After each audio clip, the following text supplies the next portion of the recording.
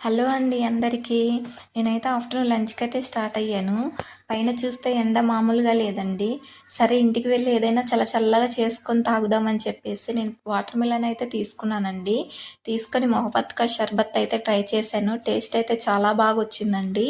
మనం ఒక 5 మినిట్స్ ఎండలో ఉంటేనే ఉండలేకపోతున్నామండి. కానీ మన పేరెంట్స్, మన అమ్మమ్మలు, తాతయ్యలు ఎండలోనే కష్టపడి పనిచేసేవాళ్ళు కదండీ. స్టిల్ ఇప్పటికీ కూడా చాలామంది ఎండలో కష్టపడుతూనే ఉన్నారండి. అలాంటి వారు చాలా గ్రేట్ కదండీ. అలాంటి వారికి మనం తప్పకుండా సపోర్ట్ చేయాలండి. చూసారుగా నేను ఎలా చేశానో మొహబత్కా షర్బత్. ఏం లేదండి, చాలా ఈజీ ప్రాసెస్. వాటర్ మెలన్ని చిన్న చిన్న ముక్కలుగా కట్ చేసుకొని, అందులో sabja seeds, rose water, ice cubes వేసుకొని, కాచి చల్లార్చిన పాలు యాడ్ చేసుకొని బాగా మిక్స్ చేసుకొని గ్లాస్లో సర్వ్ చేసుకొని చల్లగా తాగితే ఎంతో టేస్టీ మొహబత్కా షర్బత్ అయితే రెడీ అయిపోయిందండి. నచ్చితే లైక్ చేసి సబ్స్క్రైబ్ చేసుకోండి. Thank you.